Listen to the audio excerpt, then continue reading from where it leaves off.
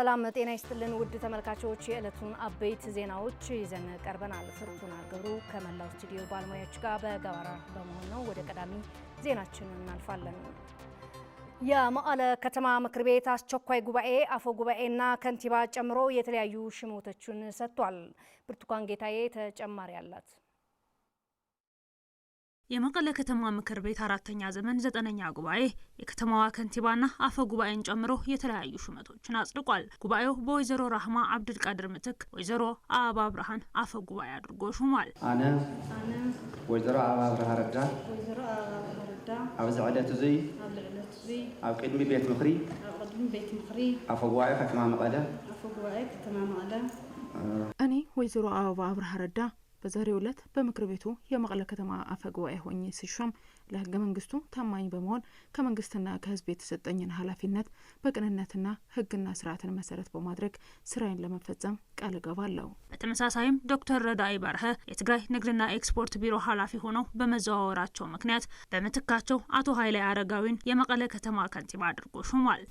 ኃላፊነትን በህግን ደንብን መሰረት ንኽፍጽም እንትሽየም ኃላፊነቴን በህግና ደንብ መሰረት ለመፈጸም ስሾም ለህገ መንግስት ታማኝ በመሆን ከህዝብና ከመንግስት የተሰጠኝን ኃላፊነት በቅንነትና ህግና ስርዓት መሰረት በማድረግ ለመወጣት ስራዬን ለማከናወን ቃል ገባለሁ።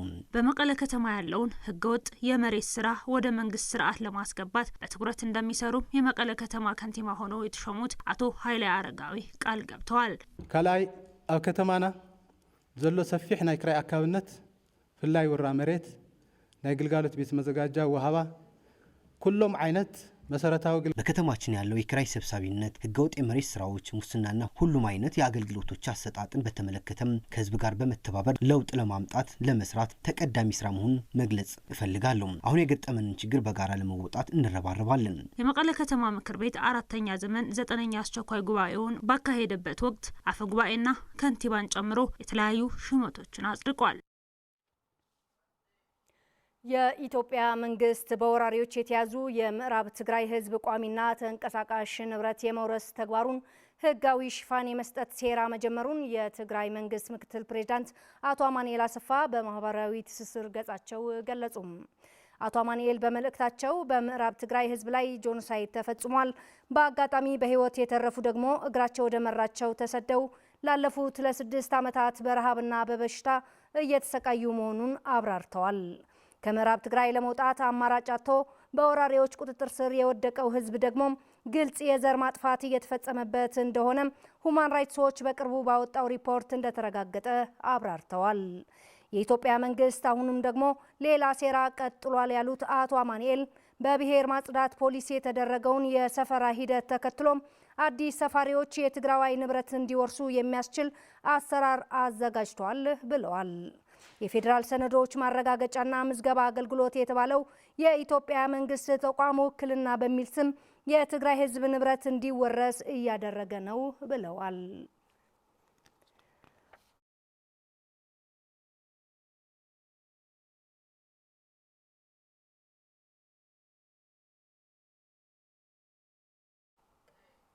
የአልነጃሽ መስጊድ በቋሚነት በዩኔስኮ እንዲመዘገብና ተደራሽነቱ ለማስፋት ብሎም የቱሪዝም መስህብ ለማድረግ አስፈላጊውን ሁሉ አሟልቶ በመጨረሻ ምዕራፍ እንደሚገኝ ተገለጸም። አልነጃሽ ዓለም አቀፍ መስጊድ በማድረግ አልነጃሽ የስብስብ ማዕከል ብሎም አስፈላጊ መሰረተ ልማት ወደ ልማት በማስገባት ሃይማኖታዊ ትውፊቱን በመጠበቅ መልኩ ለቱሪዝም መስህብነት ብሎም ለኢኮኖሚ ጠቀሜታ ለማዋል የጋራ እንቅስቃሴ እንደሚያስፈልግም ተገልጿል። በሀገራችን ያለውና እየተባባሰ ያለው ወቅታዊ ሁኔታም ወደ ሙሉ ሰላም እንዲመለስ ህዝባችንም ከተለያዩ ፈተናዎች እንዲድንና ችግሮች በውይይት እንዲፈቱ ሐጂ መሐመድ ጥሪ አቅርቧል። ታደሰ ልጅአለም አዘጋጅቶታል። 1448ኛው ዓመተ ሂጅራ የአሹራ በዓል በአልነጃሽ መስጊድ በድምቀት ተከብሯል። ከፍተኛ የእስልምና ሃይማኖት አባቶች፣ ከተለያዩ አካባቢዎች የመጡ የእምነቱ ተከታዮችና የትግራይ ባህልና ቱሪዝም ቢሮ ከፍተኛ አመራሮች በተገኙበት በድምቀት ተከብሯል።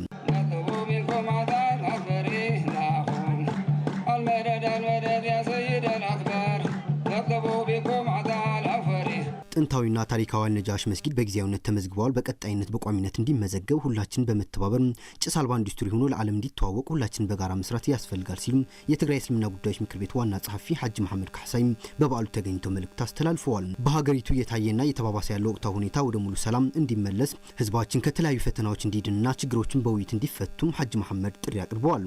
ነዚህ ክቡር ቦታና ናብ መላእ ዓለም ዘለና ፕሮፖዛል መልአኽን ልኡኻት مسدادن نجاشي نملمع عبي برز خفته دما نجاشي عبي نسكو بغزياونت تمزغيو يركب የአሹራ በዓል በእስልምና ታሪክ ታላቅና ክብርት ቀናት ለተጋሩም በአማጽያን ላይ ፍትህ የነገሰበት የአሸናፊነት ቀን የታየበት ዕለት ነው።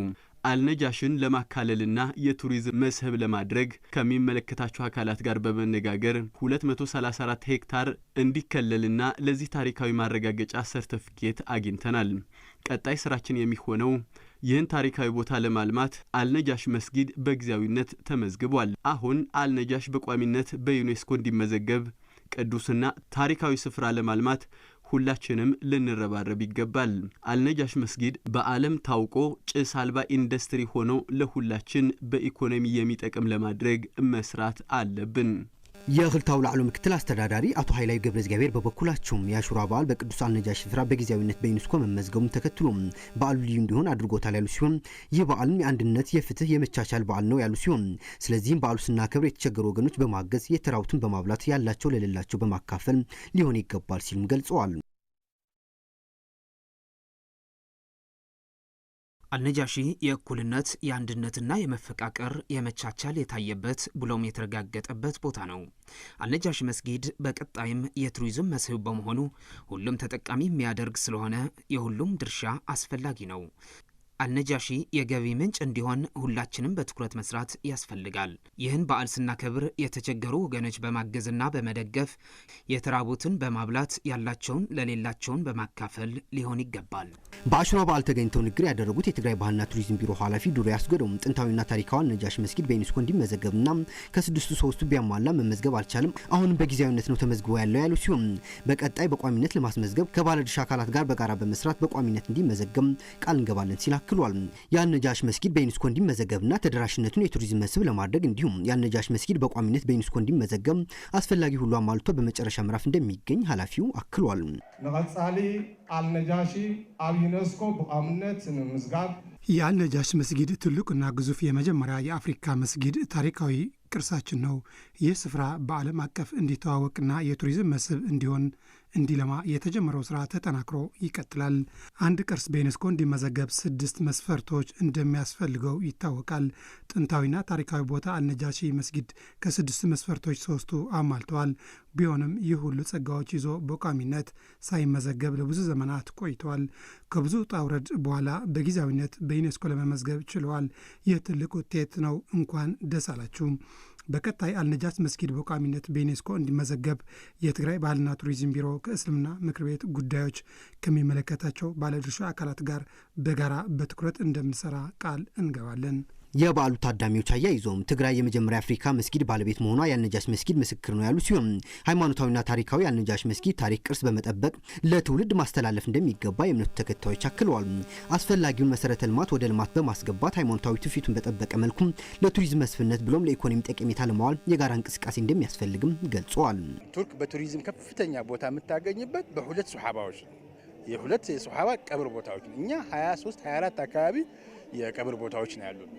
ከየት ማለት እስልምናን ተስፋፋ የምንለው ነጃሺ ባይኖሩ እስልምና በዓለም አይስፋፋም። ይሄ ማወቅ አለበት። ቴንታቲቭ ተመዝግበዋል፣ ጊዜያዊ ምዝገባ አድርገዋል።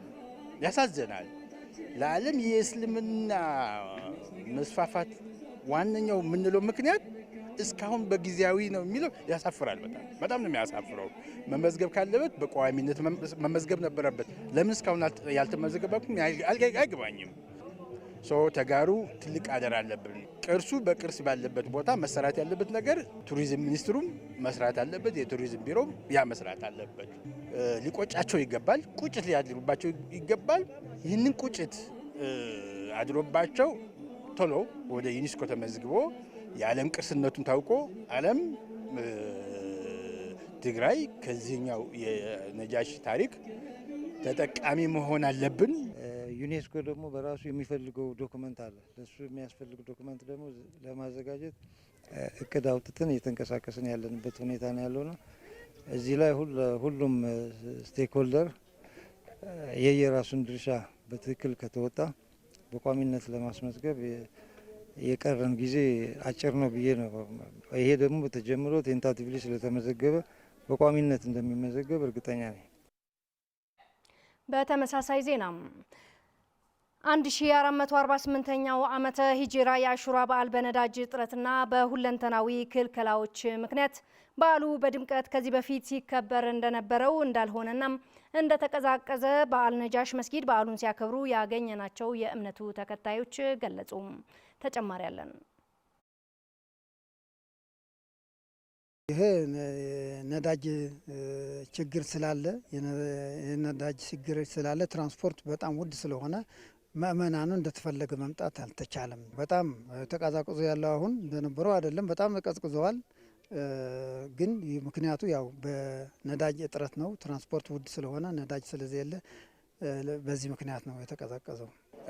ከዚህ በፊት አሹራ የሚከበርበት ትንሽ እንደዛሬ ያየው ይመስለኛል። ትንሽ ሰው ቀንሷል፣ ድባቡም ቀዝቀዝ ብሏል። ይታወቃል አገሪቱ ያለው የትራንስፖርት ሁኔታ በጣም ኮስቲ ነው። ለመምጣት የተቸገሩበት ምክንያት አንዱ ምክንያት ነው። በጣም በጥሩ ሁኔታ እየተከበረ ነው። ያው የወቅቱ ሁኔታ የነዳጅ የምን ሁኔታ ትንሽ ያቀዘቅዘዋል ብለን ተስፋ እንትን አድርገን ነበር። በአንጻሩ ግን መተን ስናየው በጣም በጥሩ ሁኔታ እየተካሄደ ነው ያለው።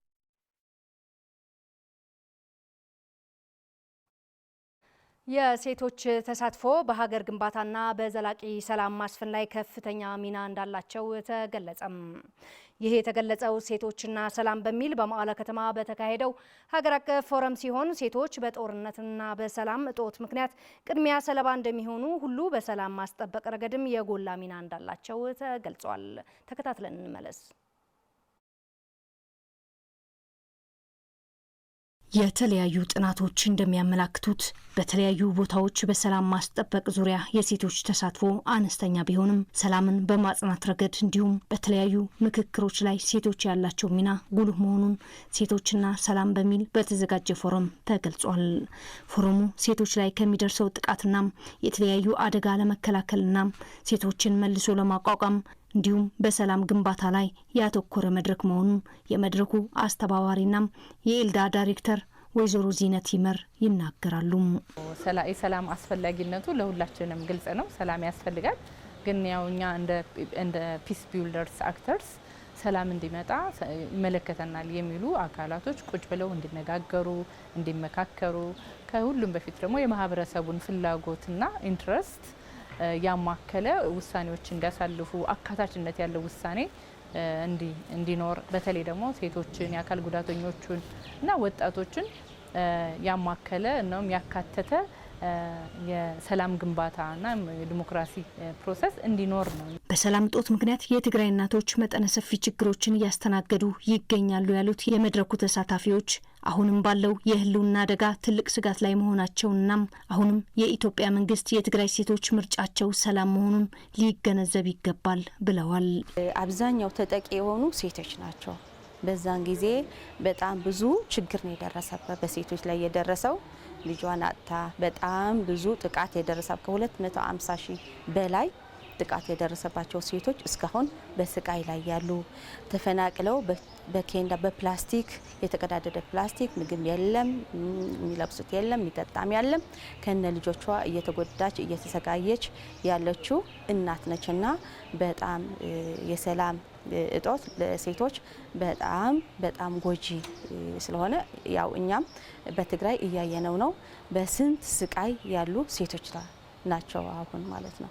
ሁሉ ነገር ተዓጽዩ ዘሎ ሁሉም ነገር ተዘግቷል። ጥሬ ገንዘብ የለም፣ ነዳጅ የለም። ሁሉም ሰራተኛ መንግስት በስቃይ ላይ ነው። ስለዚህ ይህ ሁሉ ሰላም የሚያፈርስ ነው፣ ወደ ሰላም እንድትመጣ የሚያደርግ አይደለም። ስለዚህ ወደ ሰላም መምጣት የሚቻለው እንደነዚህ ያሉ ችግሮችን መፍታት ከቻልን ነው። ስለዚህ ይህ መድረክም ይህንን ችግር ከግምት ያስገባ ሆኖ የመፍትሄ አካል ሊሆን ይገባል። ለፌደራል መንግስትም ያው ሰላም እንዲሆን አሁን እንኳን ሰላም እንዲቀጥል ማለት ነው እና በጦርነቱ የተጎዳው የሞቱ የተጠቁ ሴቶች የተጠቁ አካል ጉዳተኞች እነሱ የሪሃቢሊቴት የማድረግ ስራ እንዲሰራ አሁን ተዘጋግቶ ነገር ያለ ቢከፈት ለነሱ አሳይመንት ይዞ ቢሆዱና በሰው ሰራሽም ሆነ በተፈጥሮ ለሚያጋጥሙ አደጋዎች ቅድሚያ የሚጋለጡት ሴቶች መሆናቸው የገለጹት በሴቶችና ማህበራዊ ሚኒስቴር የሴቶች መብት ባለሙያ አቶ ሙላለም ጌታም ጥቃት የደረሰባቸው የትግራይ ሴቶች ላይ ተገቢውን አገልግሎት እንዲያገኙ እንደ መንግስት እንደሚሰራ ገልጸዋል። ተገቢውን አገልግሎት እንዲያገኙ ከማድረግ አንጻር በተለይ መልሶ የማቋቋም ስራዎችን በስፋት መሰራት እንዳለበት ነው የሚያመላክተውና እዚህ ላይ ለክልልም እንደ መንግስትም ደግሞ ተባብሮ መስራት ይጠይቃል። ሁሉም ባለድርሻ አካል ደግሞ ግንዛቤው ኖሮት በተለይ እንደዛ አይነት ነገር ሲኖር ሴቶች ላይ ጥንቃቄ እንዲያደርግ ጥቃቶች እንዳይደርሱ እንዲከላከል የራሱን ኃላፊነት መወጣት እንዲችል የሚያደርግ ነውና እዚህ ላይ ሁሉም የሚመለከተው አካል ከማህበረሰብ ከግለሰብ ጀምሮ የእያንዳንዱ ኃላፊነት ነውና እዛ ላይ ሁሉም ባለድርሻ አካል የራሱን ኃላፊነት እንዲወጣ በዚሁ አጋጣሚ ጥሪን ማስተላለፍ ፈልጋለሁ። ውድ ተመልካቾቻችን ከትግራይ ቴሌቪዥን በቀጥታ የሰዓቱን አበይት የአማርኛ ዜናዎች ስትከታተሉ ቆያችሁ። ለሰዓቱ ያዝናቸው ዜናዎች እነኚህ ነበሩ። ፍቱና ገብሩ ዜናዎች በመምራት ቆይታ አደረኩ። ከቀሪ የትግራይ ቴሌቪዥን ፕሮግራሞች ጋር መልካም ቆይታ።